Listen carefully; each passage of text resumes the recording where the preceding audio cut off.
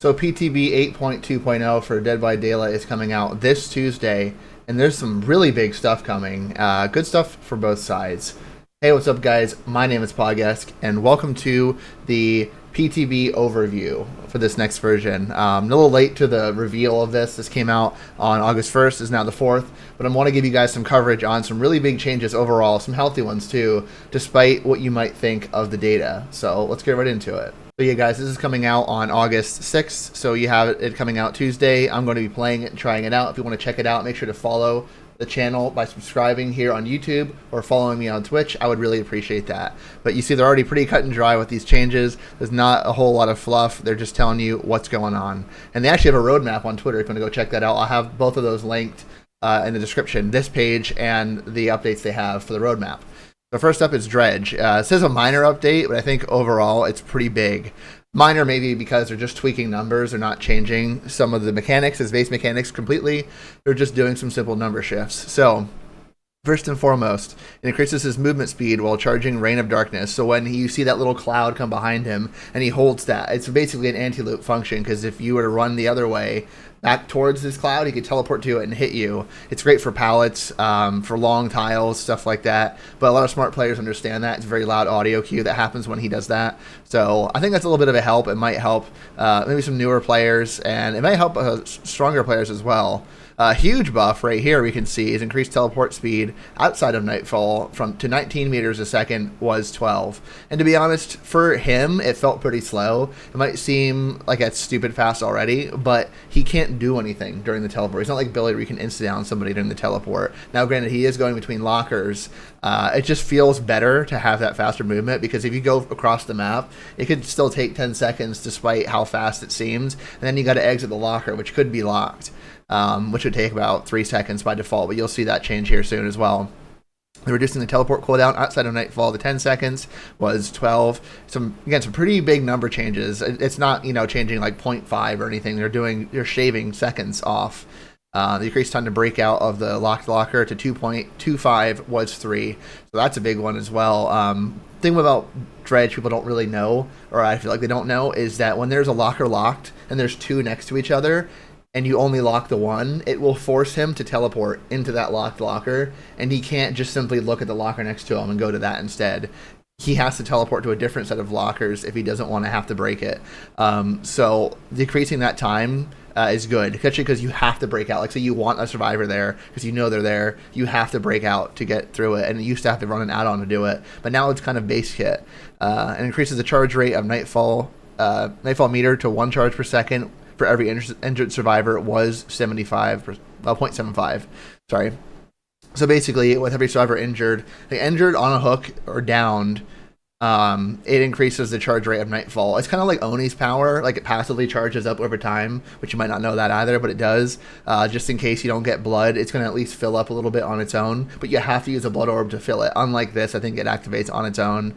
Oni's, it requires a blood orb. It reduces the sound of the volume of the Dredge to make it harder to detect. Now, I think this is interesting because Dredge, he has that cloud, right? He's basically this terrifying beast from a void, and he kind of just has that noise of the void always being open. So it sounds like a vacuum cleaner. Ironically enough, funny enough, it sounds like a vacuum cleaner just everywhere he goes. So he doesn't have footsteps, but he has the humming of him just existing. Like Nemesis and Demogorgon, they have the loud stompy footsteps that cannot be removed at all, even with undetectable. And Huntress is Lullaby, right? Same things, but you can't remove these effects. He's actually getting his noise removed, so I'm kind of hoping we could see that maybe in the future. I still think Huntress Lullaby could either be quieter or removed if she's undetectable, and maybe the same thing could happen with certain killer footsteps. I guess you could say Singularity now, too, because he also stomps quite a bit with his metal feet. He's included in there as well. And of course, with all these base kit changes, they always mess with the add-ons. The add-ons are not as effective, but base kit, he has just better feel. I feel like when they do that, they could actually alter some of the old add-ons. They do that sometimes, is they actually change their entire use, because now they're in the base kit, so they can be something else, which is cool. I like that. Dredge, people might think he's a really strong killer. They probably just think he's annoying, to be honest with you. He he struggles with maps. Like if you have a bad map that has no lockers, like a lot of outdoor maps, they haven't added more lockers to them yet, even with his release. So you'll find dead zones in certain maps, and like survivors might know that and only leave like the last 3 gens in a spot where there's not lockers, so it's easy to complete because it takes him longer to get there. Again, he's quite obvious. He's not only is he big in size as far as like his cloud and his just big fleshy nature, funny enough to say, he's just not very stealthy. So he relies on hiding in lockers and teleporting. One that I'm excited to try out, and I'm going to be jumping into PTB for sure, is the Doctor. He has gotten some love over the years, but he is still pretty basic, and I think he always needs a little help. I still think Trapper, they could throw Trapper in here because Doc is not the weakest by far, but Trapper is. He's down there. I think down there was Freddy, to be honest with you. But he's getting some changes. His Static Blast is getting a cooldown reduction if there's no one in the Static Blast, right? It's that big charging, and it basically finds all the survivors that are not in lockers within his terror radius, and that's pretty huge. That if it's only a 30-second cooldown, it's a flat like set amount if it hits no one, and it also reduces the cooldown to 45 seconds if there is somebody within the range, which is pretty nice, because you used just to have to pay the price of not finding someone, especially when you're down to the last 2 people and they just hide in lockers. It takes longer to find them again when they hide in that locker, because they might jump out and start working on a gen now that they know the Static Blast is off cooldown, but now it gives them a little bit better of a chance to catch those people. I do think stuff like hiding in lockers in the end game to kind of like slow the game down but like not do gens is obnoxious, and I kind of wish there was a counter to that, but this is going to help for now. And it might sound, I want to explain a little further on that. Hiding in lockers to extend the late game when you're like 2 people left. Unfortunately, the problem is, like, say there's 3 gens left, there's only 1 gen left even, and they're relatively close together.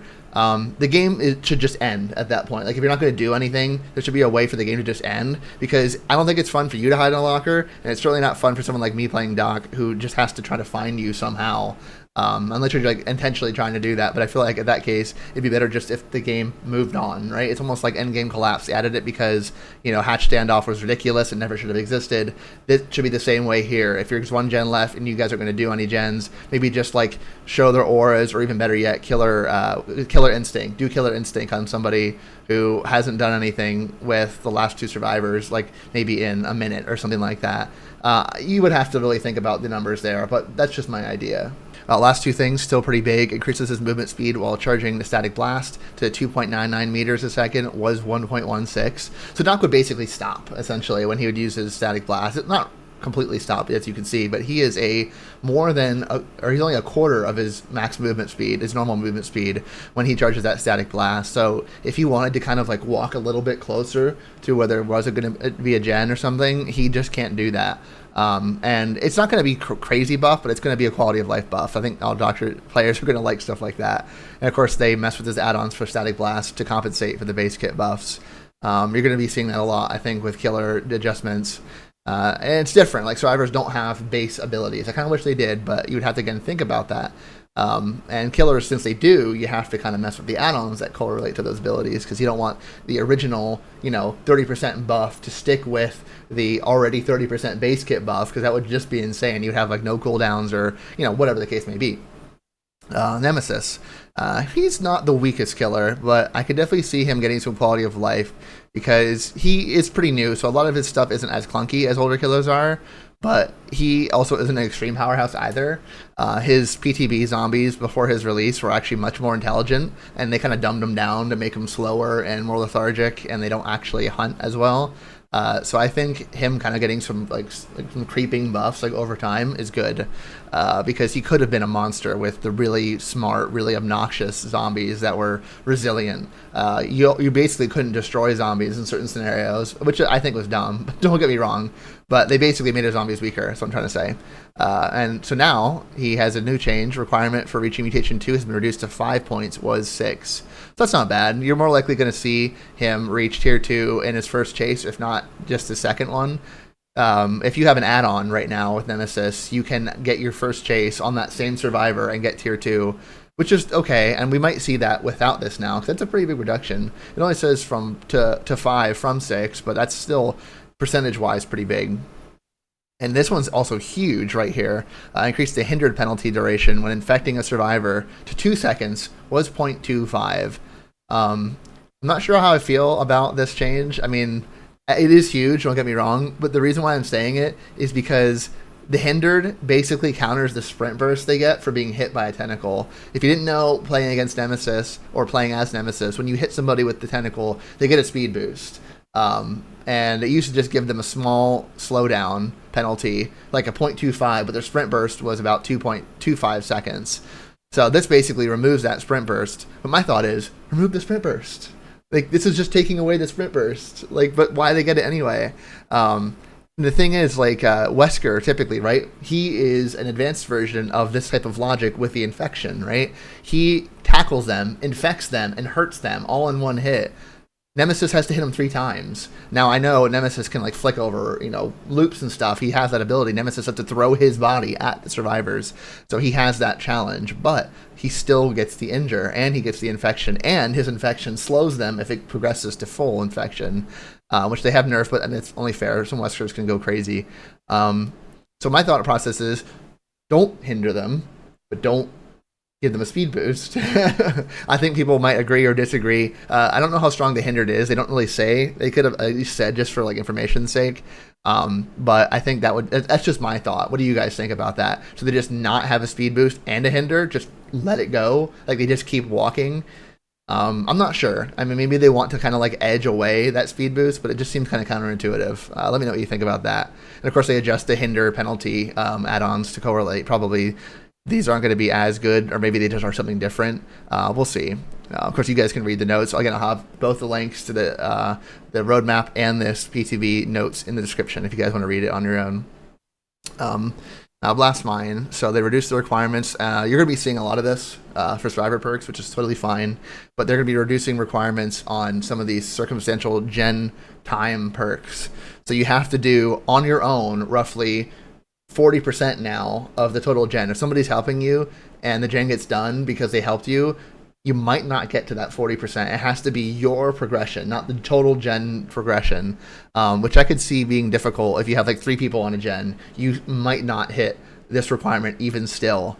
Because there's a point where Blast Mine was really strong, because once you got Blast Mine, and if a killer didn't kick it, you got it back. So you had infinite Blast Mine until it hit the killer, and you didn't have to keep getting these requirements, which I don't know if it really was a problem anyway, because that gen might just get done, and if, whatever. But I think it would still stay on that completed gen until the time was up.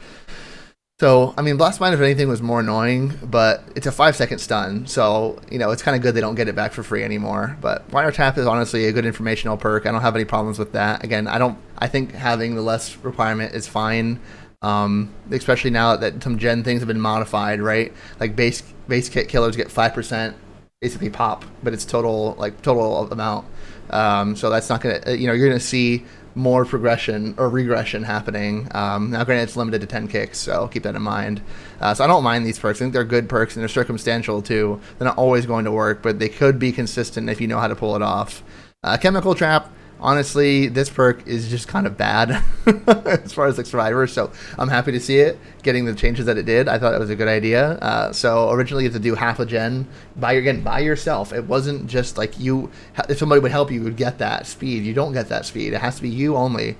Now it's 20%, and then it only lasts on a pallet to up to 60 seconds was 120. And the problem becomes this perk cannot be used while a chemical trap is in the field. So the benefit of this is, right, say you get that 20% and the killer pushes you off a gen, you now can use this in chase. But how it is difficult to put chemical trap on a pallet if the killer doesn't eat the stun on the pallet, because I think you have to stop and do it. But the killer kick animation and like the kick action takes priority over any survivor things. Like if you ever tried to use that one pallet restoring perk, I can't remember what that's called right now, but when you pick the pallet up, the killer can stop that, which is good, because if they just kept doing that, that pallet would last forever. But my point is, you don't see this perk very often, and I think you will see it now on some stronger like loopers. Like they will do gens, and then they will hop off the gen into a chase, and they'll want the chase because they have this now. It does get countered by people like Billy, and Blight and other fast killers who just don't really feel the burden of the slow that comes off of this. But you'll still see it strong against someone like Trapper or Freddy, who they just have to walk at you to hurt you. So it will have its strengths against the weakest crowd, which is kind of funny to think about. Anyway, some effect with this Mirrored Illusion. It's that new Bard perk where you can put down a fake version of yourself. I think it lasting 120 seconds was pretty bad, because you walk up to it as a killer, and it's like, haha, this isn't a real person, I got pranked, XD. It's not going to work again on that same gen, and it lasts for 2 minutes. But I think you having the ability to replace it somewhere else after a minute is good, because they might not even see it within that minute, and then you could still use it again. You could get them again and again and again now with this new version, and it's easier to use. So there you go. I initially thought when this perk came out, if the killer walked up to it, it would vanish and kind of like a haha, I got you, like a trickster type of perk, but it literally stays there, mimicking the action for the whole duration, no matter what. So I thought that was kind of funny. Unless I'm wrong on that. Let me know in the comments if I'm wrong on that. Dance With Me's cooldown was reduced. This perk is interesting. It got halved as well to 20 seconds cooldown as opposed to 40.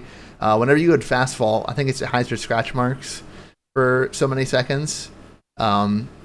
This perk is interesting because if they can see what you're doing, it's not going to work. But if they're lagging behind a little bit, it will work fantastically. Especially because there's so many loud noise notification perks that kind of mess with you as far as what you can understand where they are. So this could be really interesting, and it's a cooldown. It's not affected by exhaustion, which it shouldn't be anyway. So you could see some longer chases getting it could escape a long chase because of this perk, which is cool. I think I could be pretty neat as someone who likes to do the looping as well as doing gens. I feel like I'm relatively good on balanced with teamwork. Believe it or not, I do like playing Survivor. I like to alternate. I did a lot with the 2v8 game mode, which I'll have some gameplay coming out, some funny moments on that. I've just been pretty busy, so I apologize for my lack of content as an aside. So that's pretty cool. We'll see how that pans out. I think we'll see a lot more sneaky escapes with that one. Deception, this perk is a cool one in concept. Again, this is one of that notification perks that I was telling you about. It's good, but the problem is it's just harder to pull off. You were seeing it a lot when it came out with Head-On, but it kind of faded away when those perks just weren't as in favor as they used to be. Head-On's actually kind of a rare perk nowadays, and I think it works on most people, myself included, because it's rare. Like Dead Hard, you'd only see it so many times a game, so it's kind of rare. And again, it's like Dance With Me. If I see you faking and the locker being open, and I see you keep moving, and you're not no way you could be in that locker, it doesn't work. So it's kind of like one of those haha funny perks, which hopefully it pulls off and you can make a sneaky escape. Diversion, this is a cool one too. Honestly, I was kind of surprised to see this one in here because this is more or less like a troll perk, but not in a bad way. It could actually be good because the killer relies on loud noise notifications, auras, generators showing their progression type of thing to help them. And when they're being tricked by their own system, it's kind of funny because you're like, what was that? And I've seen people use pellets on me, pebbles on me, because it's just called Pebble in the community, and it hits a wall, because I see scratch marks run up to a wall, and then there's an explosion at the wall. I'm like, that was a pebble, because there's no way they can make a loud noise notification in the wall. There's just no way. So it's kind of funny whenever you see it happen. Flashbang, this is still a very prevalent perk, so I could see why they only shaved a little bit off on that instead of halving it like other ones. They shaved a tiny bit off because this perk is still being used. I mean, come on, it's an instant flashlight that you can drop. You just gotta get the timing right. And people could also have Lightborn, so I think this perk is still good, and giving it a little bit of help isn't gonna be too big of a problem. Killers are still pretty wise about picking up survivors, and if they have Lightborn, they just don't care, right? You could just counter this perk anyway if you wanted to. Lightborn is still a very prevalent perk in the killer world, so this is an interesting one. This is more or less to stop dodging lobbies and or targeting certain users. They now no longer show prestige in the pregame lobby, and this is the killer seeing the survivors' prestige. I'll admit, I don't even go full screen for this really quick. I was somebody who, if I was having a rough day with games, and I see a couple P100s come in the lobby, and they're having flashlights and stuff, I'm just like, no, this is not going to be good for me. This is going to be really rough.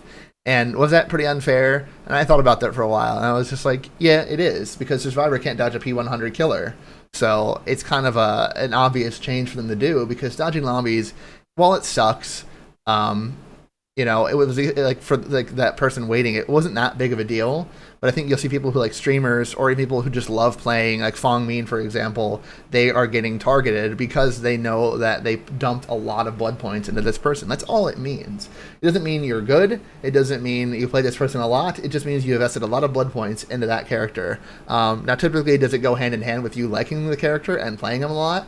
Yeah, it can. I think the correlation would probably be like 75 to 80%, like trending, right? They kind of go together, because why would you waste blood points on somebody you don't care about? That being said, there are people who like to play killer only, and they have that one survivor they think is cool. Like maybe they really like Nick Cage as a character in the game, and he's P100, and they're like, you know what? Killer queues are too long right now. I'm going to play Survivor, and they're P100 Nick Cage. They might get targeted, but they don't play Survivor very often because they like playing Killer.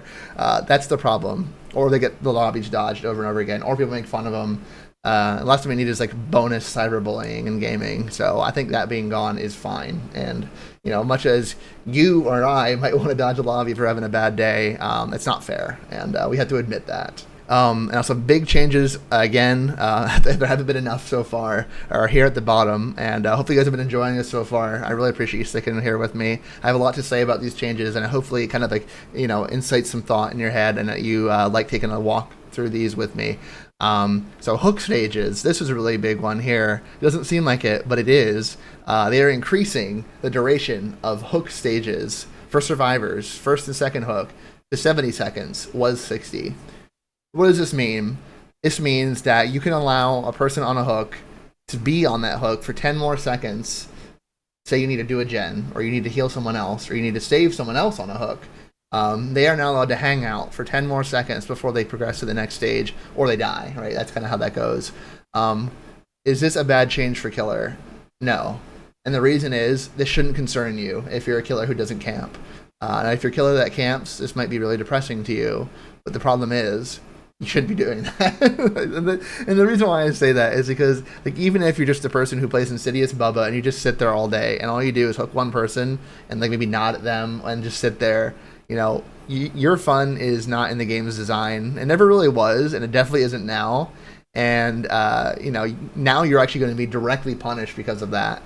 Now, do I think camping in the sense of proxy, where people are kind of like running in right after you hook somebody to save them, or very shortly after, do I think protecting a hook survivor and as a killer in that way is justified? Yes, and so does the anti-camp system. And the reason being is because it stops that timer if their survivors trying to dodge that, or dom words. The reason being with the anti-camp stopping the timer is because when the survivor's coming in, the game knows that they're going to try to save them on the hook. And the killer would want to stop them. It's just naturally a reaction. Like, I don't want you to get that free unhook. Like, I want to stop you and actually hook you as well. So that's why the timer stops. So there's a reason why these changes are good for both sides. It's good for killer because, you can just kind of do whatever. It's not necessarily good. It doesn't really affect killer. That's what I mean to say. It doesn't affect killer with these changes if you're playing normally. It punishes you if you're as a camping playstyle, and like I said, the anti-camp works with that as well. But the survivors get a little bit more time to react. They get to traverse across the map to get to you, to unhook you, and they can finish a gen and then go unhook you if they need to. It's really like a neutral killer change if you play, I'd say, normally towards the game's rules and like the playstyle. And it's a negative one if you camp. Now, for survivors, all plus. Right? Now, if you're somebody who just kind of hates sitting on the hook, and all you want to do is just like jump off on your first hook, then this change doesn't really affect anything. But unfortunately, that's just a bad mentality to have, and shame on you if that's all you do. First hook, you kill yourself on the hook. That's a problem, right? Yeah, I think that's inappropriate. But anyway, that's besides the point. This is a general good change overall, I think. It'll help survivors who kind of need that little extra time. Now, if you're a killer and you say, "Oh man, I hate this," think about why, right? Like, why is this a bad change for you? Is them having more time to react really a bad thing? You should almost expect the unhook at this point, unless it's late game and like they're just hiding in a locker or something. This won't do anything. So just keep that in mind. There's things to keep in mind. And the last one is improving the visibility on scratch marks. Again, a big change. It might be understated, especially with how small it looks. This isn't the final change, I'm sorry, there's one more. But as you can see in the picture they describe, they are not only brighter by default, but they are I guess maybe that's the only thing they actually changed. Maybe they're like longer as well. They're brighter and longer, so they're more obvious. When we had the original version of the night map, excuse me, I don't remember what it's called right now, but it used to be red. It was bright red. It was like a red sun. It was really rough. Maybe like a red moon. I'm not sure. Blood moon. But it was so hard to see scratch marks because the earth looked like it was scorched, and it was just like, where did they go? I have no idea. And for me, the palettes felt like, because they were white with the ashy walls, I couldn't see palettes there. When I first played the map, I was like, there was a palette there, but I can see them now. It's just palettes are unique to the maps they're played on. But this will help a lot with killers, being able to see where the scratch marks are, because ultimately, if you want to be stealthy, just be stealthy. I don't think survivors should really complain about this. This would be like, auras being dim and are now bright for certain things, for survivors. Exclusively, they would want that. They would want to be able to see auras bigger. Now, if you're somebody who uses reshade and you just make the game bright and ugly, that benefit you. Again, it's one of those things. Shame on you. You really shouldn't have to change the game mechanics. But, here we go, right? This is just going to be a good change overall, I think, just for understandability. This was probably something that fell by the wayside and they wanted to fix for a while, but they just didn't get to it. And the last big thing, the Midwich update. I have a lot of feelings about Midwich, and the map itself is okay. I think it has hook spawning problems, and unfortunately, if you read through this really quick as I've been talking, you probably are like, yeah, they aren't addressing the hook problems, and they aren't. And it's a shame for that, but I will say I'm interested to see how this change goes. Removes breakable walls in the bathrooms. Now, what is that? What does that mean? So, on one spot on the map, there's the bathrooms, right? And they go between two different floors. And there used to be a staircase in there that was always blocked off with breakable walls. Only the killer would be able to allow that to be open. Now they say it's always open. So it's a second point on the map, or another point, I should say, on the map where you can traverse between the second and first floor. Is this a strong change for survivors? Sure. But it's also for killers. Killers used to have to go to the staircase or the one side of the upstairs to fall down to the first floor. Now they can do it, and they don't have to kick a wall. It's already done for them. So it's a buff across the board, I think, for everyone as far as traversal goes. And they even state that. Make it easier to get between floors, remove the breakable walls which are previously blocked the path, improve vertical mobility. I think both sides are going to say it's better for the other, but, I think it's just a good overall. We can agree on that. And they altered the layout of the hallways to reduce long-range visibility. Yeah, this is one of those maps where you could see straight for like 60 meters. You could see directly to the other side. My prediction is they're going to have the hallway maybe feel a little bit wider, or if it's not already pretty wide, and they're going to put like a clump of desks or something on one side, and then it's going to be a gap. And then on the other side, a little bit ways down, they're going to put another clump of desks or something like that, or trash or whatever, and they're going to basically keep it feeling open, but you can hide in the hallway, and that's going to be pretty cool. So I'm curious to see how that goes. And they also cluttered up the exit gates. You can't just stand in the middle of the map and look both ways. I think that's fine too. I don't think it was super easy to see the exit gates because I would have to walk over and see if they were there, but we'll see how this plays out. So that's pretty much it. Let's see, I've been talking for about half an hour, so hopefully this is a pretty good coverage. Of course, I'm going to cut some things out. I don't always make every take correctly, so I apologize for that if you see some abrupt cuts in this video, but hopefully I fixed up some audio issues I was having, some desync, and some weird, issues in general with audio.